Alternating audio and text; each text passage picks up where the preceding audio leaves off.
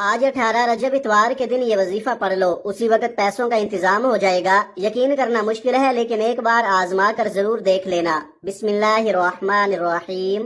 آج ماہ رجب کی 18 تاریخ اتوار کا دن ہے اور ایسا بابرکت دن سال میں صرف ایک بار آتا ہے۔ پورا سال میں نے اس دن کا بڑی شدت سے انتظار کیا اور آج وہ اہم دن ہم سب کے درمیان آ چکا ہے۔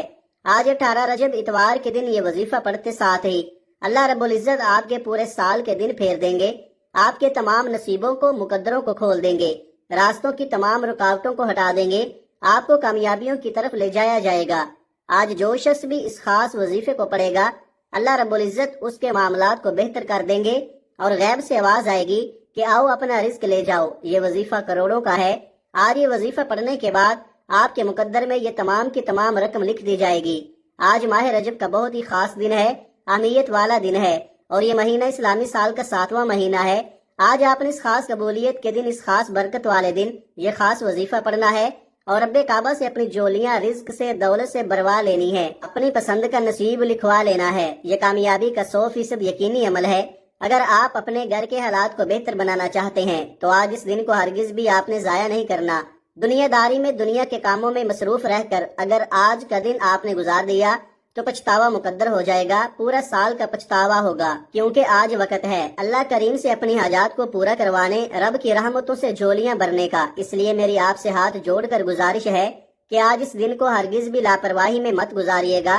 آج ماہ رجب کی 18 تاریخ اتوار کے دن ہر گھڑی قبولیت کی ہے، ہر لمحہ رحمتوں برکتوں سے مالا مال ہے اور آج کے دن رحمتیں، برکتیں چماچم بارش کے قطروں کی طرح برس رہی ہیں۔ آج انعامات لینے کا وقت ہے، آج رب کریم کو راضی کرنے کا وقت ہے، رب سے مانگنے کا وقت ہے۔ آج اس خاص عمل کو پڑھنے کی دیر ہے۔ آپ کو غیب سے اتنی دولت، اتنی کامیابیاں ملیں گی کہ آپ کو خود بھی سمجھ نہیں آئے گی کہ یہ میرے ساتھ ہو کیا رہا ہے۔ یہ تسبیح رب کریم کی لاڈلی تسبیح ہے۔ اس تسبیح کو پڑھنے والا رب کا لاڈلا بن جاتا ہے۔ آج ایک بچہ اپنی ماں کا لاڈلا ہو تو ماں اس کے لیے اپنا تن من دھن سب بیچ کر اس کی تمام خواہشات کو پورا کرتی ہے۔ اللہ رب العزت تو 70 ماؤں سے زیادہ محبت کرتا ہے۔ اس ذات کے جب آپ لاڈلے بنو گے اور آپ اس خاص عمل، اس خاص وظیفے کو پڑھو گے، اللہ رب العزت کو راضی کرنے کی آپ کوشش کرو گے تو پھر اللہ رب العزت کی ذات آپ سے راضی ہو جائے گی۔ وقت کی نزاکت کو مد نظر رکھتے ہوئے آئیے ناظرین آج کے اس بابرکت عمل کی طرف چلتے ہیں، لیکن اس سے پہلے آپ سے گزارش ہے کہ اگر آپ اس چینل پر نئے ہیں اور آپ نے ابھی تک اس چینل کو سبسکرائب نہیں کیا تو خدا را اس چینل کو ابھی سبسکرائب کر لیں، کیونکہ ایسے بہت سے وظائف، بہت سے اعمال آپ کے حوالے ڈیلی بیسس پر کرتا رہوں گا۔ اب آپ نے کرنا کیا ہے، ذرا دھیان سے ملاحظہ کریں۔ آج ماہ رجب کی 18 تاریخ اتوار کا پورا دن، پوری رات آپ کے پاس موجود ہے۔ آپ کو جب جہاں جیسے وقت مل جائے، کسی بھی نماز کے بعد آپ یہ وظیفہ پڑھ سکتے ہیں۔ آپ نے کرنا کیا ہے، باوضو مصلی پر بیٹھ کر سب سے پہلے نبی کریم رؤوف الرحیم صلی اللہ علیہ وآلہ وسلم کی ذات پاک پر 3 بار درود پاک پڑھنا ہے۔ درود پاک آپ کوئی سا بھی پڑھ سکتے ہیں۔ آپ سب سے چھوٹا اور مختصر سا درود صلی اللہ علی محمد پڑھ لیں، یا آپ صلی اللہ علیہ وآلہ وسلم پڑھ لیں، یا پھر آپ نماز والا درود ابراہیمی پڑھ لیں۔ ایک بار حصول برکت اور ثواب کی نیت سے میرے ساتھ بھی پڑھیے گا۔ اللہم صلی علی محمد وعلی آل محمد کما صلیت علی ابراہیم وعلی آل ابراہیم انک حمید مجید۔ اللہم بارک علی محمد وعلی آل محمد کما بارکت علی ابراہیم وعلی آل ابراہیم انک حمید مجید۔ 3 بار درود پاک پڑھتے ساتھ ہی فوری طور پر آپ نے اپنے خاص مقصد کی نیت کرنی ہے۔ ہر بندے کا مقصد الگ ہے، ہر بندے کی حاجت الگ ہے۔ کوئی کرائے کے مکان میں رہتا ہے اور اپنا ذاتی مکان خریدنا چاہتا ہے، کوئی بے روزگار ہے، ایک اچھا روزگار چاہتا ہے، ایک بہترین نوکری چاہتا ہے، یا اپنے کاروبار میں کامیابی چاہتا ہے۔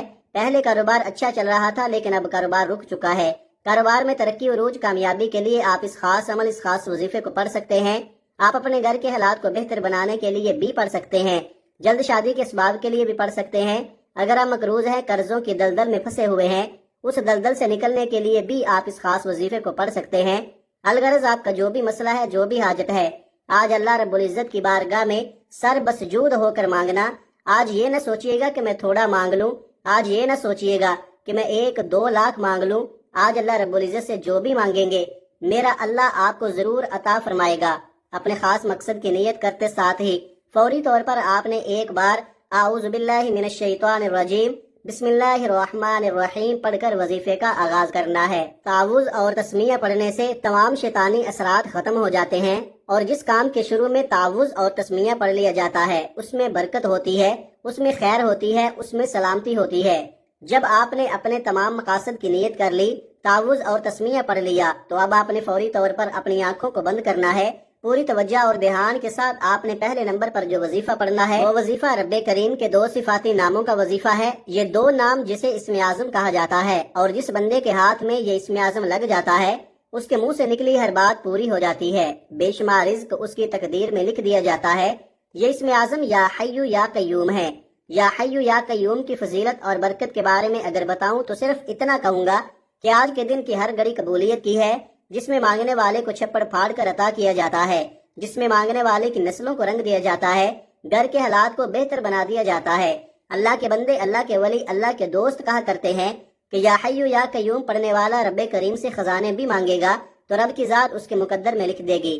آپ نے یا حی یا قیوم کو کیسے پڑھنا ہے اور کتنی بار پڑھنا ہے توجہ کیجئے گا۔ یا حی یا قیوم 1 بار ہو گیا، یا حی یا قیوم 2 بار ہو گیا، یا حی یا قیوم 3 بار ہو گیا۔ اس طرح سے آپ یا حی یا قیوم کو ہاتھوں کی انگلیوں پر پڑھ لیں یا تسبیح کے دانوں پر پڑھ لیں۔ آپ نے صرف اور صرف 11 بار پڑھنا ہے۔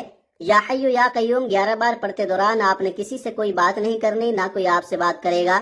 آپ نے نہایت ہی توجہ اور دھیان کے ساتھ اللہ رب العزت کی محبت میں ڈوب کر پوری توجہ کے ساتھ پڑھنا ہے۔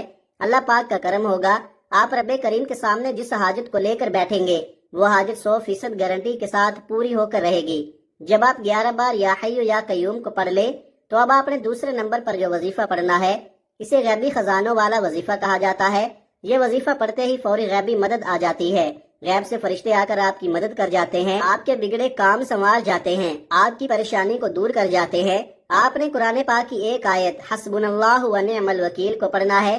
اس قرآنی آیت کا مطلب ہے کہ میرے لیے میرا اللہ ہی کافی ہے اور وہی بہترین کارساز ہے۔